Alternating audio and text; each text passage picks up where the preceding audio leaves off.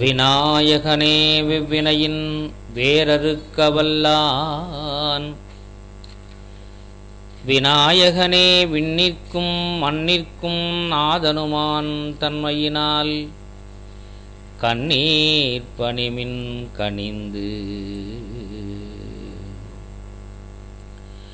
முன்னவனே ஆணை முகத்தவனே முத்திநலம் சொன்னவனே தூய்மை சுகத்தவனே மன்னவனே சிற்பரனே ஐங்கரனே செஞ்சடையாம் சேகரனே தற்பரனே நின்றாள் சரண்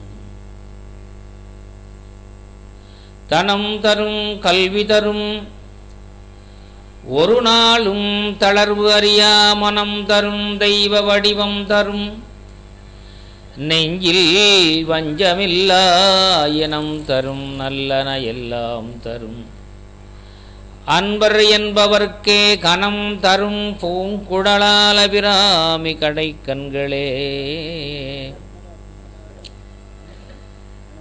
விநாயகனே வெவ்வினையின் வேறு அறுக்கவல்லான்.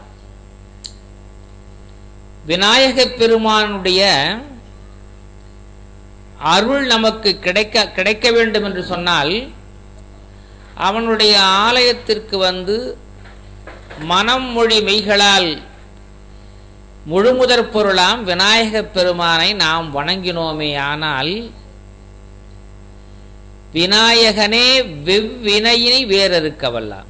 வெவ்வினைன்னா மிகுந்த கொடிய வினை.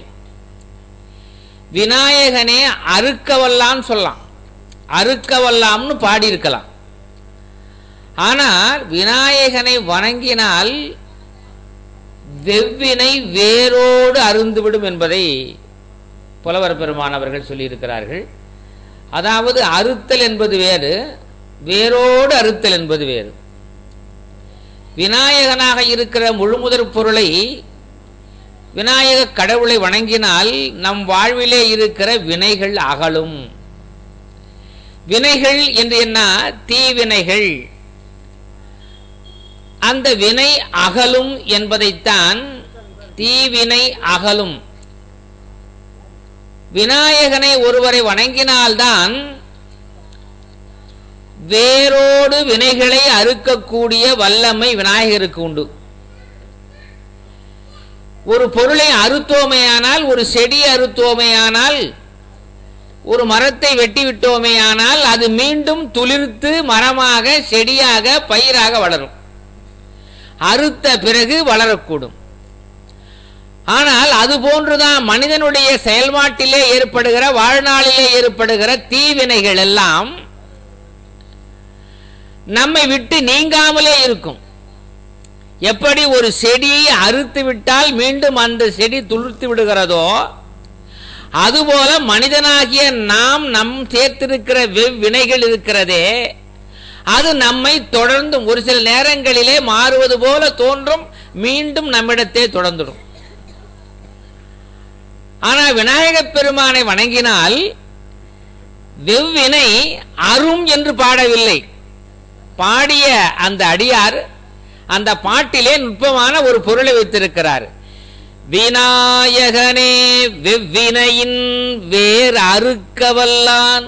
ஒன்றை வேரோடு அறுத்து விடுவோமே ஆனால் அப்பொழுதே அழிந்துவிடும். ஆக முழு முதற் பொருளாக இருக்கிற விநாயகன் நம்முடைய வினைகளை வேர் அறுப்பான், வேரோடு அறுத்து விடுவான். அப்படிப்பட்ட முழு முதற் பொருளாம் விநாயகனை வணங்க வேண்டும். அது மட்டுமல்ல, மனித சமுதாயத்திலே யாரையும் எளியார் என்று இகழ்ந்து உரையாராகி ஒளிபட வாழ்தல் வேண்டும். ஏதோ தெய்வங்களை வணங்குகிறோமே, நமக்கு நல்லது கிடைக்க வேண்டும், நாம் வினைகளை அறுக்க வேண்டும்.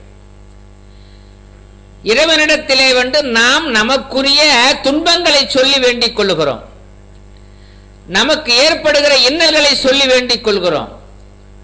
பொதுவாகவே இறைவன் நமக்கு கொடுக்க இருக்கிறார். இறைவன் மிக பெரியவர். நமக்கு என்ன கொடுக்க வேண்டுமோ அதை கொடுப்பதற்காக இருக்கிறார். ஆனால் நாம் என்ன செய்கிறோம் என்று சொன்னால், ஆலயத்திற்கு வந்து நம்முடைய தகுதிக்கு தகுந்தவாறு இறைவனிடத்திலே வேண்டிக் கொள்கிறோம்.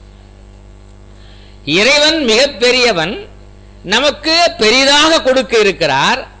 ஆனால் நாம் தகுதிக்கு தேர்ந்தவாறு நாம் கேட்டு பெரிதாக கொடுக்க இருக்கின்ற ஒன்றை நாம் என்ன செய்கிறோம், சிறிதளவிலே நாம் நம்முடைய தகுதிக்கு ஏற்ற அளவிலே பெற்று விடுகிறோம். ஆகவே கோயில்களுக்கு செல்வோமேயானால் எதையும் வேண்டு வேண்டாம், வேண்டுதல் என்பது வேண்டாம். என்று சொன்னால் வேண்டுதல் வேண்டாமை இலான் அடி. இறைவன் எப்படிப்பட்டவன் எத்தன்மவன் என்று சொன்னால், விருப்பு வெறுப்பு அற்ற வேண்டுதல் வேண்டாமை இலான் அடி சேர்ந்தார்க்கு அருமையா சொல்வார் யாண்டும். இந்த யாண்டும் என்பதற்கு என்ன பொருள் என்று சொன்னால், எப்பொழுதும் அர்த்தம். எப்பொழுதும் இடும்பை, இடும்பைனா துன்பம் இல்லை. ஆக விருப்பு வெறுப்பு அற்ற இறைவனை தொழுவோமேயானால் நமக்கு இன்னல்கள் இடும்பை இல்லை. இந்த இடும்பைக்கு அருமையா ஒரு ஔவையார் உதாரணம் சொல்லுவாங்க. ஔவை மூதாட்டி, இந்த நம்முடைய உடல் உறுப்புகளிலே வயிறு வந்து நம் உண்ணுகிற உணவை ஜீரணிக்கின்ற ஒரு பகுதி. அது இல்லைன்னா உடம்பே இல்லை. உடம்பிற்கு தேவையான சக்தியை அளிக்கின்ற உணவு சத்துக்களை சக்தியாக மாற்றி உடல் உறுப்புக்கு அளிக்கின்ற ஒரு மாபெரும் வேலையை ஒரு ரசாயன கிரியை செய்வதுதான் வயிறு. அருமையா இந்த ஔவை மூதாட்டி சொல்லுவாங்க, தமிழ் மூதாட்டி, இந்த வயிற்று வலி என்று சொன்னால் அவரவர்களுக்கு வருகிற பொழுதுதான் அதனுடைய வலிமை தெரியும். நமக்கு எடுக்கிற பசி இருக்கிறது, அது ஒரு நோய். பசி என்பதும் நோயினுடைய ஒரு பிரிவு. பசி, தீரா பசி, பசி என்பது நோய். அந்த பசி என்கிற நோய், பசி எடுக்கிற பொழுது உணவை நாம் உண்ணவில்லை என்று சொன்னால் நம் உடலிலே பல மாற்றங்கள் நிகழ்ந்து ஜீரணிக்கிற அந்த நிலைமை மாறுபடும். அதனாலே பசி என்பது ஏதோ நாம் உண்ணுகிற உணவு திருப்தியாக உண்ணுகிறோம் என்று நினைக்க வேண்டாம். அது ஒரு மனிதனுக்கு ஏற்படுகிற ஒரு நோய். ஔவையார் மிக அருமையா சொன்னாங்க, ஏ வயிறே, ஒரு நாளைக்கு உணவு இல்லை என்று சொன்னால் நீ பொறுத்துக் கொள்ள மாட்டேன்கிறாய். சரி, இன்றைக்கு 2 நாட்களுக்கு உணவு இருக்கிறது, நாளைக்கு உணவு கிடைக்குமோ கிடைக்காதோ, அதனாலே 2 நாள் உணவை இன்றே சேர்த்து நீ உன்றுவிடு என்று சொன்னாலும் நீ கேட்க மாட்டேன் என்கிறாய். உணவு இன்றைக்கு கிடைக்கவில்லை, ஒரு நாள் உணவை ஒழி என்றால் ஒழியாய். இல்லை 2 நாட்களுக்கு இருக்கிறது என்று சொல்லி 2 நாட்கள் உணவை உண்ணு என்று சொன்னால் சேர்த்து 2 நாட்களுக்கு சேர்த்து உண்ண முடியாது என்று சொல்கிறாய். ஒரு நாள் உணவை ஒழி என்றால் ஒழியாய், 2 நாளைக்கு 7 என்றால் ஏழாய். இடும்பை கூர் என் வயிறே. இதற்காக தான் சொல்ல வந்தேன். என்னுடைய இடும்பை, அதாவது துன்பத்தை கொடுக்கிற என் வயிறே, ஒரு நாள் உணவை நீ விட்டுவிடு என்றால் விடமாட்டேன் என்று சொல்லுகிறாய். இன்றைக்கு 2 நாளைக்கு உணவு இருக்கிறது, எடுத்துக்கொள் என்று சொன்னால் நீ எடுத்துக்கொள்ள மாட்டேன் என்கிறாய். இடும்பை கூர் என் வயிறே, ஒரு நாளும் என் நோவு அறியாய். நான் படுகிற பாட்டை, நான் படுகிற துன்பத்தை ஏ வயிறே ஒரு நாளும் என் நோவு அறியாய். இடும்பை கூர் என் வயிறே, உன்னோடு வாழ்தல் அரிது என்பார் ஔவை மூதாட்டி. உன்னோடு நான் வாழ்வது மிக அரிதாக இருக்கிறதே என்று சொல்லுவார். ஆக சாதாரணமாக மனிதனுக்கு எடுக்கக்கூடிய பசி கூட முறை தவறி உண்போமேயானால், வேலை தவறி வேலை மாறி உண்போமேயானால் பசியானது நமக்கு பிணியாக மாறும், நோயாக மாறும். இன்னைக்கு எத்தனை பேர் வயிற்றிலே புண் என்று சொல்லுகிறார்கள், அல்சர். இந்த நாள்பட்ட புண் பிறகு மாடி கொடிய நோயாக மாறிவிடுவதற்கு காரணம் இருக்கிறது. இன்றைக்கு மனிதர்களுக்கு அவசரமான வேலை, அலுவலகம் செல்ல வேண்டும் என்று குடும்ப தலைவருக்கு சமைத்து விட்டு அவர்களும் அலுவலகம் செய்ய வேண்டும் என்கிற ஒரு அவசர சூழ்நிலை. குழந்தைகளை கல்விக்காக பராமரிக்க வேண்டும், அவர்கள் உடல் நலம் பேண வேண்டும், அவர்களை ஒழுங்குபடுத்த வேண்டும். பல வேலைகளுக்கிடையே நாம் உண்ணுகிற உணவை மறந்து விடுகிறோம். அதனாலே தான் ஔவையார் சொல்றார், ஒரு நாள் உணவை ஒழி என்றால் ஒழியாய், இரு நாளைக்கு ஏழ் என்றால் ஏழாய், இடும்பை கூர் என் வயிறே ஒரு நாளும் என் நோவு அறியாய், உன்னோடு வாழ்தல் அரிது என்று சொல்கிறார். சமுதாயத்திலே மனிதன் மனித நேயத்தோடு வாழ்தல் வேண்டும். யாரையும் எளியார் என்று இகழ்ந்துரையாராகி ஒளிபட வாழ்தல் வேண்டும் என்பார். இறைவன் முன்னிலையில் அனைவரும் சமம். ஒரு செய்தியை இந்த மன்றத்திலே வைக்கிறேன். ஒரு அரசர், அவர் கீழே வேலை செய்கிற ஒரு வேலையாள். இந்த வேலையாளுக்கு என்ன தினமும் வேலை என்று சொன்னால், அரசர் படுக்கிற அந்த பஞ்சனையை, மெத்தையை தினமும் சுத்தம் செய்து வைக்க வேண்டும் என்பது அந்த காவலனுக்கு, வேலையாளுக்கு கொடுக்கப்பட்ட ஒரு உத்தரவு. அதன்படி தினமும் சுத்தம் செய்கிறான். வேலை முடிந்தவுடனே வீட்டுக்கு வந்து விடுகிறான். ஒரு நாள் வேலை செய்த களைப்பு, அப்படியே அந்த பஞ்சனையை, அரசன் படுக்கிற இந்த பஞ்சனையை சுத்தம் செய்து கொண்டிருந்தான். சுத்தம் செய்து கொண்டிருக்கிற போது அந்த அந்த பஞ்சு மெத்தையை கைகளாலே தொட்டு பார்த்து பார்க்கும்பொழுது உனக்கு அந்த நல்ல அந்த மென்மை தெரிகிறது. உழைத்த உழைப்பு, வேலை செய்த களைப்பு, இந்த பஞ்சு மெத்தையை தொட்டு பார்த்து கொண்டே அப்படியே இருந்தான். அப்படியே அந்த மெத்தையில் உட்கார்ந்து சாய்ஞ்சிட்டான். சாய்ந்து தன்னை அறியாமலே உறங்கி விடுகிறான். இதுதான் நிகழ்ந்த நிகழ்வு. உடனே வேலையால் காணாமே எங்கே சென்றிருக்கிறான் என்று தேடி வருகிற பொழுது பார்த்தா காவலாளி வருகிறான். காவலாளி வந்து பார்த்தா அரசர் உறங்குகின்ற, அரசர் படுக்கின்ற அந்த பஞ்சு மெத்தையிலே வேலையால் உறங்கி கொண்டிருக்கிறானே, இது நியாயமா என்று அரசருக்கு சொல்லுகிறார்கள்.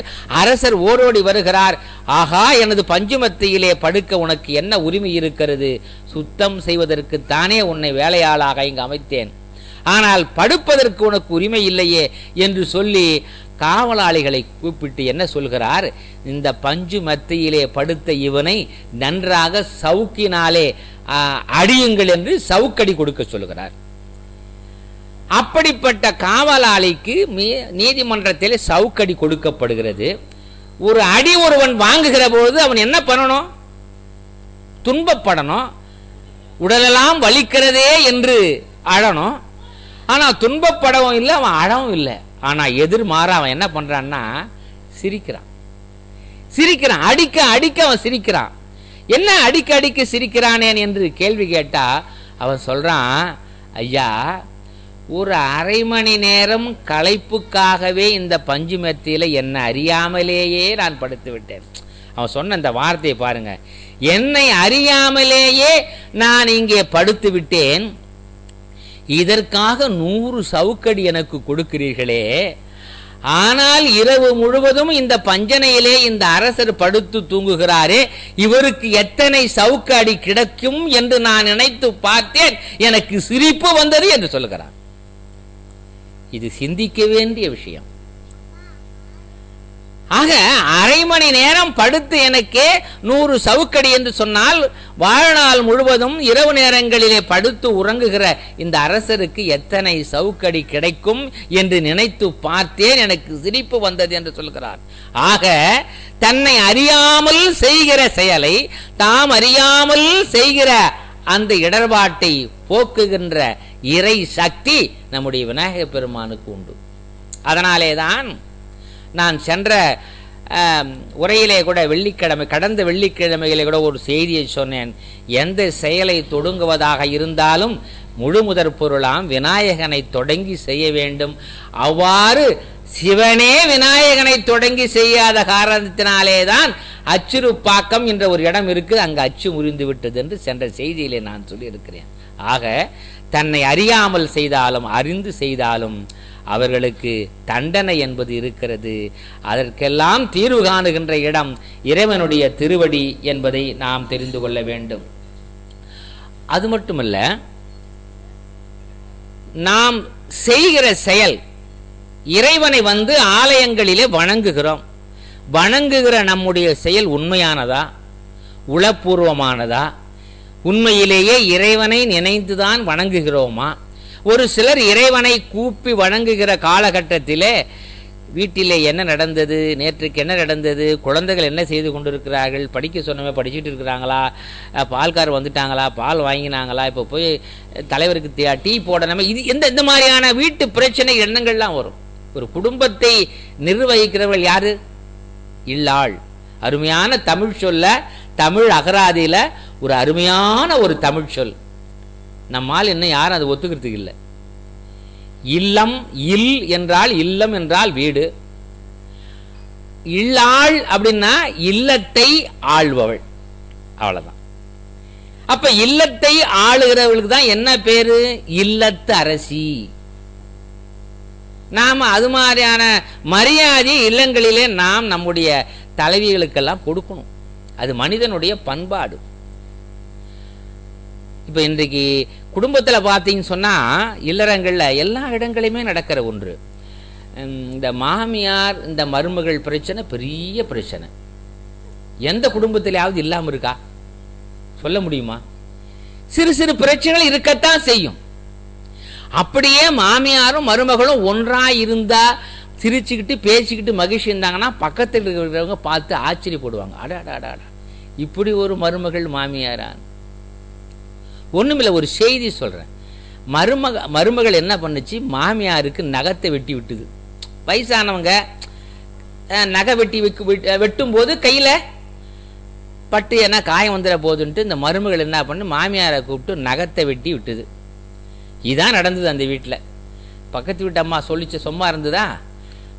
எதிர் விட்ட அம்மான்னு கூப்பிட்டு, என்னடி இது ஆச்சரியமா இருக்கே, அவன் மாமியாரை கூப்பிட்டு நகை வெட்டி விடுது, அப்பா அப்பா அப்பா அப்பா அப்படின்னு அந்த அம்மா சொல்லுது. எதிர் விட்டம்மா வேற ஒன்றும் தப்பா சொல்லலை, அது கூட உனக்கு தெரியலையா? மருமக எதுக்கு தெரியுமா மாமியார் நகத்தை வெட்டி விடுது? எப்பவுமே எதிரி நிராயுதபாணியாயிருந்தா நல்லது. எப்பவுமே எதிரி நிராயுதபாணியா இருக்கணுமா. அது நகத்தை வச்சு அதிகமா வீச்சா வளர்ந்துட்டு இருந்தா ஏதாவது பிரச்சனை வரும்போது அது நம்ம மேல கிழிச்சுன்றதுக்காக தான் அன்பா நகை வெட்டுதுன்னு. இப்படி கூட சிந்திக்கிற செயல்பாடு இருக்குது. ஒரு பால்கார அம்மா என்ன பண்ணுச்சு, தினமும் ஒரு முனியவருக்கு அடியவருக்கு பால் கொண்டு போய் கொடுக்கும். காலையில எழுந்து பால் கொண்டு போய் கொடுக்கும். ஆனா பால் எடுத்து கொடுக்கும்போது பாத்தீங்கன்னா வழியில ஒரு பெரிய ஆறு வழி, அதாவது நீரோடை. அந்த நீரோடை கடந்துதான் அந்த அம்மா பால் எடுத்துக்கிட்டு போகணும். தவ முனிவர் அவர் ஆசிரமத்தில் இருக்கிறாரு. இந்த அம்மா தினமும் பால் எடுத்துக்கிட்டு போவோம். பால் எடுத்துக்கிட்டு போய் ஆற்றங்கரையின் பகுதியில் நிற்கும். ஓடக்காரர்கள் நிறைய இருப்பாங்க. அந்த ஓடத்தில் ஏறி போயிட்டு அடுத்த கரைக்கு போய் அந்த தவ முனிவருக்கு பால் கொடுத்துட்டு வரும். பால் கொடுத்துட்டு வரும். இது வாடிக்கையா நடக்கிறது. தவ முனிவர் இறைவனை வணங்கி தவம் செய்து இறைவனிடத்திலேயே பேசுகிற ஆற்றல் உடையவர். அப்படிப்பட்ட ஆற்றல் உடையவருக்கு இந்த அம்மா பால் கொண்டு போய் கொடுக்குது. கொஞ்ச நாள் கொடுத்து வந்தது. கரெக்டா சரியா 7 மணிக்கு காலையில பால் கொடுக்கணும்னா 7 மணிக்கு சரியான நேரத்தில் கொண்டு போய் தவமுனிவருக்கு பால் கொடுத்துட்டு வந்துடும். ஆனா கொஞ்ச நாளா பார்த்தா நேரம் கடந்து வருது. 7:30 ஆகுது, 8 ஆகுது, 8:30 ஆகுது. என்னம்மா நீ அந்த நேரம் கடந்து வரையே அந்த தவமுனிவர் கேட்கிறாரு. இந்த அம்மா சொல்லுது, நான் குறிப்பிட்ட நேரத்துக்கு தான் ஐயா நான் வந்துடுறேன். ஆனா அந்த ஓடக்காரங்கள்லாம் வர்றதுக்கு நேரம் ஆகுது. அந்த ஓடம் ஓட்டுபவன் வர்றதுக்கு நேரம் ஆகுது. அதனால நான் வர்றதுக்கு கொஞ்சம் காலதாமதம் ஆகுது அப்படின்னு சொன்னார். உடனே அந்த தவமுனிவர் என்ன சொன்னாரு, நீ ஏமா ஓடக்காரர்கள்லாம் பார்த்துருக்கிற? நீ இறைவனை நினைந்து, நீ வணங்குகிற இரவியை அபிராமியை நினைந்து. அபிராமி பட்டர் சொல்வார், அலை ஆழி அரி துயிலும் மாயனது தங்கையே. அலை ஆழினா அலை அடிக்கின்ற, ஆழினா கடல். அந்த கடலிலே அலை ஆழி அரி அரி என்று சொல்லுகிற திருமால் உறங்குகிற மாயனாக இருக்கிற அந்த பெருமாளினுடைய தங்கையே. அபிராமிப்பட்டர் சொல்வார், அலையாழி அரி துயிலும் மாயனது தங்கையே ஆதி கடவுரின் வாழ்வே. நம்முடைய அல்லல்களை போக்குகிறவள் அபிராமி. அதனால அபிராமியை நீ வணங்குகிற அபிராமி நினைந்தினா தானா நீ வந்துடலாமா, அந்த ஆற்றை இறங்கி நடந்து வந்துடலாம். நீ உனக்கு காலதாமதமே தேவையில்லை, ஏன் ஓடக்காரன்லாம் ஏன் பார்க்குற அப்படின்னு தவமுனிவர் சொல்றார். நாம் இங்கே சிந்திக்கணும். மறுநாள் அந்த அம்மா வருது, பால் எடுத்துக்கிட்டு மறுபடியும் சரியான நேரத்துக்கு கரையோரம் வருது. வழக்கம் போல ஓடக்காரன் வரவில்லை, நேரம் கடக்கிறது. சரியான நேரத்திற்கு முனிவர் சொன்னாரே என்று, தவசி சொன்னாரே என்று அபிராமியை மனத்திலே நினைத்து நடக்கிறது பொழுது பார்த்தா தண்ணி மேலேயே நடந்து போற மாதிரி இருக்கு. கரையை கடந்து அவருக்கு பால் கொடுத்து விடுகிறது. முனிவர் கேட்கிறார், தவசி கேட்கிறார், இன்னைக்கு ஓடக்காரன் சரியான நேரத்துக்கு வந்துட்டானாமா? இல்லை, ஓடக்காரன் வரவே இல்லை, நான் வந்துட்டேன். எப்படிமா வந்த? நீங்க தான் சொன்னீங்களே அபிராமி நினைச்சா சீக்கிரம் வந்துடலாம் நினைச்சி. அப்படியா? நான் என்ன சொல்லுகிறேன் என்று சொன்னால் ஆச்சரியப்படுகிறார். யாரு எதை சொன்னாரோ அவருக்கே நம்பிக்கை இல்லை. ஒரு தவசி, தவம் செய்கிறவர், ஒரு முனிவர் ஆசிரமம் அமைத்து மக்களுக்கு நீதியை சொல்லுகிற அந்த தவசிக்கே முனிவருக்கே என்ன தான் சொன்ன சொல்லிலே நம்பிக்கை இல்லை. ஆனால் ஒரு நம்பிக்கை உரியவர், தனக்கு நம்பிக்கையானவர் சொன்னாரே என்ற ஒரு காரணத்திற்காக அந்த அம்மா அந்த ஆற்றை கடந்தது என்று சொன்னால் இறைவனிடத்திலே நாம் மறுநாள் பார்க்கிறார். தவசி இதை கண்கூடாக பார்க்க வேண்டுமே என்று சொல்லி அந்த கரையை கடக்கிற பொழுது தவசியும் கரையை கடக்க வருகிறார், அந்த பெண்மணியும் கரையை கடக்க வருகிறார். அந்த பெண்மணி அபிராமியின் பெயரை சொல்லி தண்ணீரின் மேலே நடக்கிறது போல் நடக்கிறது. ஆனால் தவசி இறங்குகிறார் தண்ணீரிலே. கீழே பாதம் நனைய, துணி நனைய, உடல் நனைய, முழுக முழுக தவறிப்படுகிறார். அப்பொழுது பெண்ணை பார்த்து கேட்கிறார், ஆகா, நான் அபிராமியை நினைத்து உள்ள அன்போடு நினைத்த உன்னுடைய செயலினாலே யான் செய்த அந்த வாக்கு பலித்தது.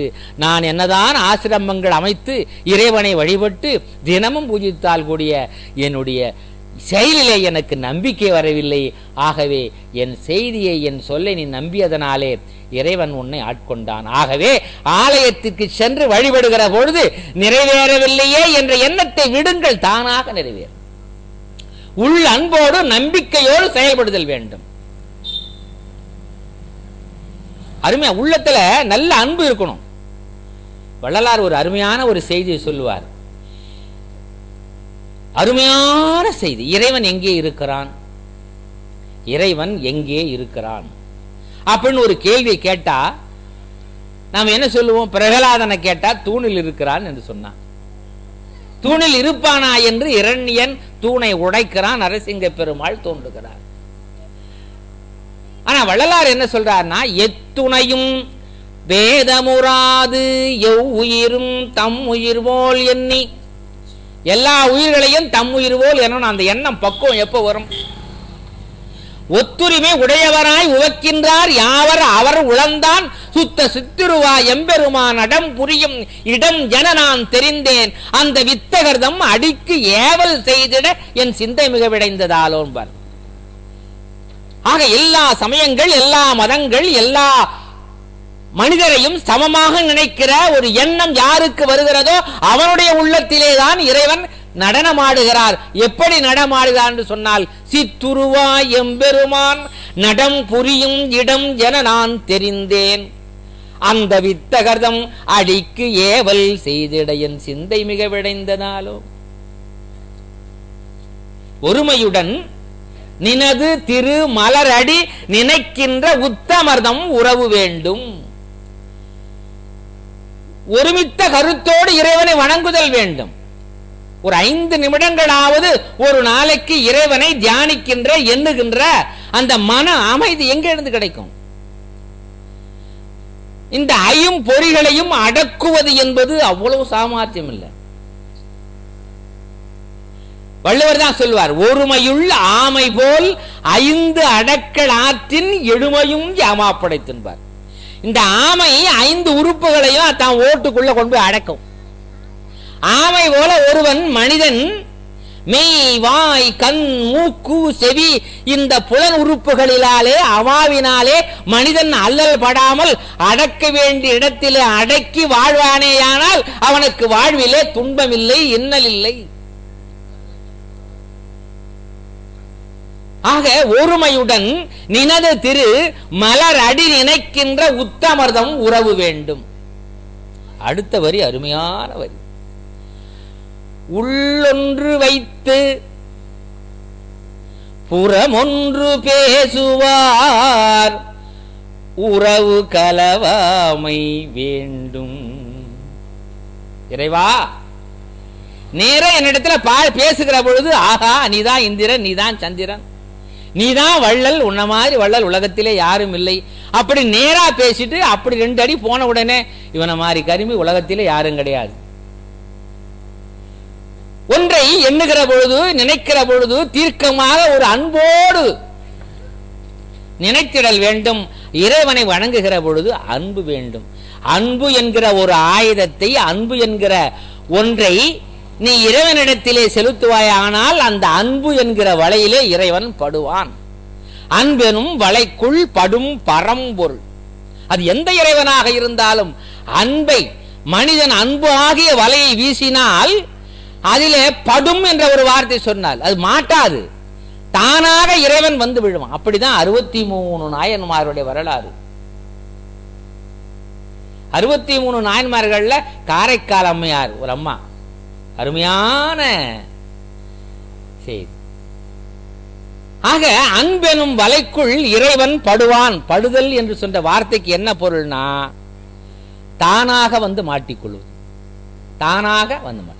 ஆக உள்ளொன்று வைத்து புறமொன்று பேசுவார் உறவு களவாமை வேண்டும். இதுல ஒண்ணு பாருங்க, களவாமைன்னார், சேராதன்னு சொல்லல. கொஞ்சம் சிந்தனை பண்ணி பார்க்கணும்.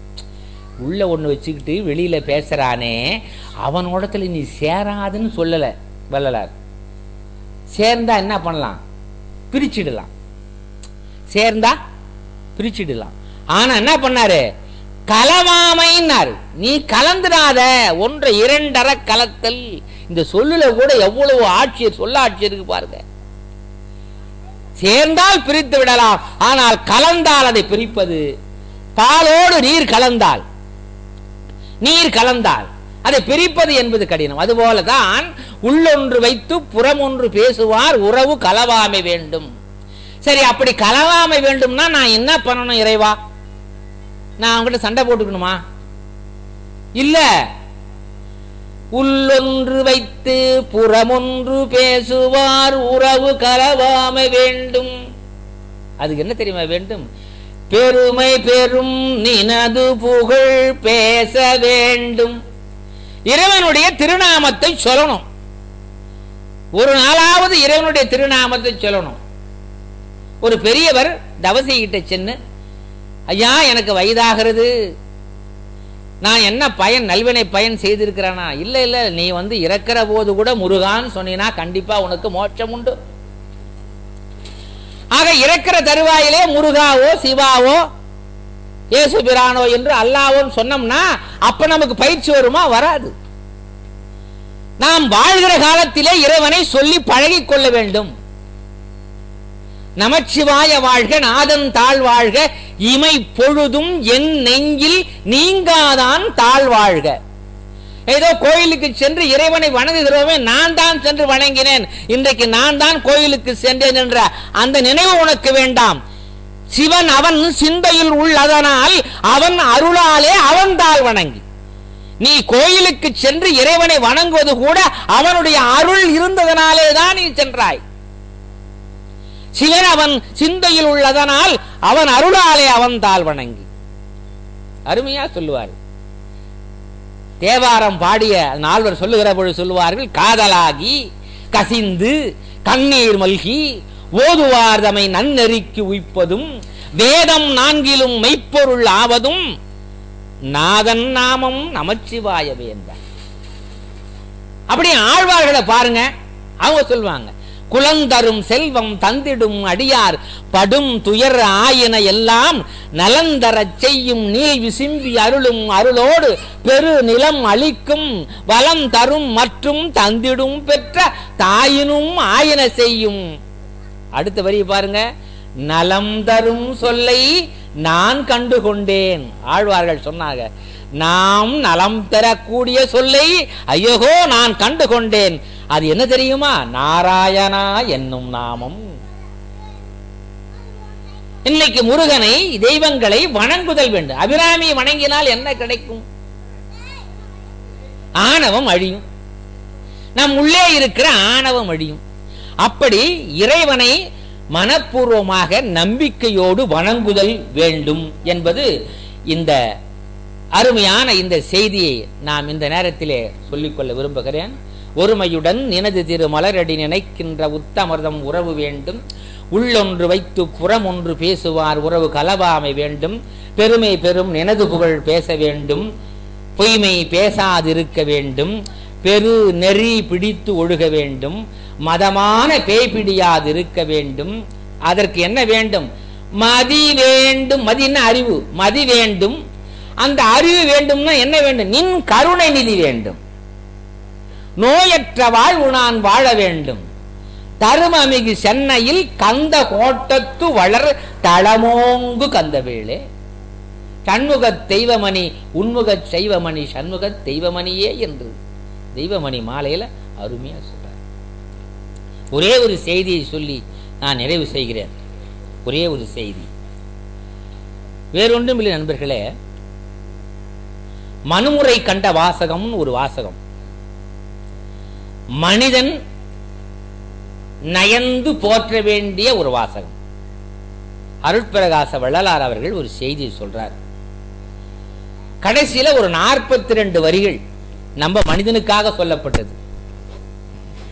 என்ன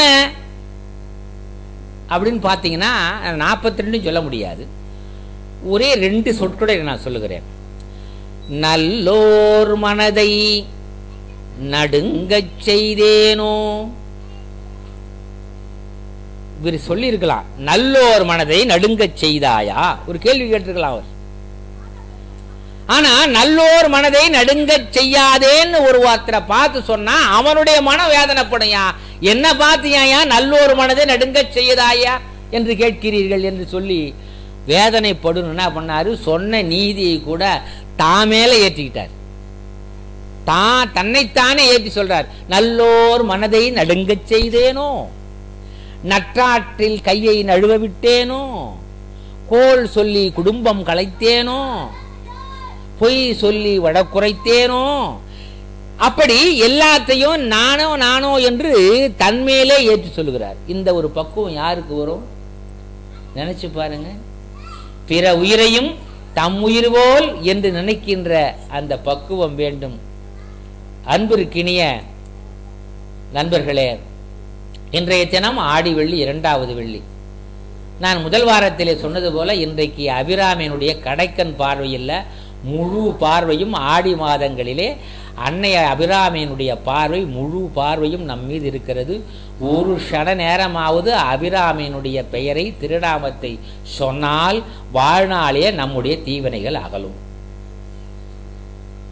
கடைக்கண் பார்வைக்கே நல்லனையெல்லாம் தருகிற அபிராமி ஆடி திங்கள் ஆடி மாதத்திலே வெள்ளிக்கிழமையிலே முழு பார்வையோடு இருக்கிற பொழுது நமக்கு எல்லாம் அகலும். என்னென்ன கொடுக்கும்? கலையாத கல்வியும் குறையாத வயதும் ஓர் கபடுவாராத நட்பும் கன்றாத வளமையும் குன்றாத இளமையும் கழிவினி இயலாத உடலும் சலியாத மனமும் அன்பு அகலாத மனைவியும் தவறாத சந்தானமும் அறிய தொண்டரோடு கூட்டு கண்டா என்று சொல்லிக்கொண்டே பட்டர் வருவார். என்ன என்ன கிடைக்கும்? கல்வி, வயது, நட்பு, வளமை, இளமை, அது மட்டுமல்ல நல்ல மனம், நல்ல சொல், நிலையான செல்வம், அறம், அன்பு, கொடை, சந்தானம், துன்பமில்லாத வாழ்வு, தாழாத கீர்த்தி, மாறாத புகழ், இவை அனைத்தும் 16 செல்வங்களை நமக்கு வழங்குகிற அபிராமி இன்று வெள்ளிக்கிழமைகளிலே உங்களுடைய இல்லங்களிலே அலங்கரித்து உங்களுடைய கடமையாற்றுகிற போது கூட அந்த அபிராமியினுடைய திருநாமத்தை நீங்கள் சொல்ல வேண்டும் என்று இந்த நேரத்திலே உங்களுக்கு நினைவுபடுத்தி கொண்டு, நித்திய கல்யாணி, சுபமங்கல சவுந்தரி, நிரந்தரி, அனந்தரூபி, நிக்ரகி, அனுக்கிரகி, தயானந்தவதனி, சூழி சூட்ச மகாராணி, பொற்புடன் அளித்த புதல்வி, பொங்குபார் கடலில் வளர் செங்கன்மால் சகோதரி என்று இரவியை வணங்குகள். இந்த ஆடியிலே தங்களை தான் கொண்ட அந்த விரதத்தை நினைவுபடுத்தி உள் அன்போடு இறைவனை வணங்கினால் நமக்கு நன்மைகள் கிட்டும் என்று இந்த நேரத்திலே சொல்லிக்கொண்டு, ஒரு அருமையான இந்த கேள்வி செல்வர்கள், முதல் நாள் பேசுகிற பொழுது 4 மத்தியிலே பேசினேன். இந்த வாரம் பார்ப்பீர்களான அருமை தாய்மார்கள், உங்களுக்கு நிறைய செய்திகளை சொல்ல வேண்டும் என்று எடுத்து வந்திருக்கிறேன். ஆனால் காலமில்லை. கண்டிப்பாக அடுத்த வாரம் அந்த செய்தியை முழுமையாக நான் உங்களுக்கு சொல்லுவேன் என்று சொல்லி, இந்த பகுதியிலே அரியதொரு வாய்ப்பினை இங்கே இருக்கிற விழா குழுவினர்கள், ஒரு அருமையான இந்த தாய் என்ற இன்ஸ்டியூட்டில் இருக்கிற அருமையான அந்த முகமதியர், இந்த அன்புக்குரிய இவங்கெல்லாம் இந்த பகுதியில் ஒரு வாய்ப்பை எனக்கு கொடுத்தார்கள். அதனால் எனக்கு பல வேலைகளெல்லாம் நான் தள்ளி வச்சுட்டு இந்த பகுதிக்கு வந்திருக்கேன்னு சொன்னால் என்ன காரணம்னா, இங்கெல்லாம் ஒரு சிலர் சொன்னாங்க, என்ன யாரும் இல்லை, இந்த ஒலிபெருக்கி இந்த டேபிள் மட்டும்தான் இருக்குது, இவர் எப்படி பேச போகிறாரு அப்படின்னாங்க. சென்ற கூட்டத்துக்கு ஐயா அதை வந்திருக்காங்க, அவங்க முடிஞ்ச நிறைவு செய்தவருக்கு ஐயா வந்தாங்க. இப்போ அவருக்காகவே என்ன சொன்னாங்க, இது போன்ற சுவைஞர்கள் வருகிறார்கள், அதனாலே 6 மணி பேசி தொடங்கி 7 மணிக்கு முடித்து கொள்ள வேண்டாம், 7 மணிக்கு 7:30 மணிக்கு தொடங்கினா 8 மணிக்காக முடிக்கலாம் அப்படிங்கிற ஒரு ஆர்வம். அதனாலே தான் அன்பு பெரியோர்களே, சான்றோர்களே, நீங்கள் எல்லாம் இந்த ஆடி வெள்ளியிலே இரவியை அபிராமியை உள்ளன்போடு வணங்குங்கள். உள்ளொன்று வைத்து புறமொன்று பார்க்காத எண்ணத்தோடு நீங்கள் வணங்குங்கள்.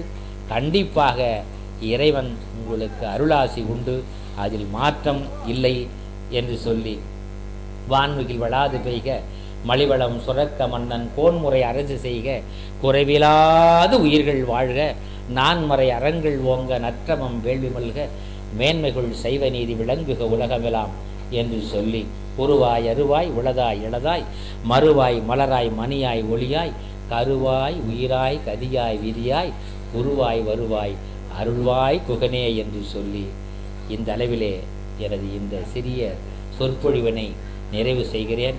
கேட்டிருந்த அத்துணை பெரிய உள்ளங்களுக்கும் மனமார்ந்த வணக்கத்தினை சொல்லி, சென்னிதாழ்ந்த வணக்கத்தினை உங்கள் முன் சமர்ப்பித்து இடம் அமர்கிறேன்.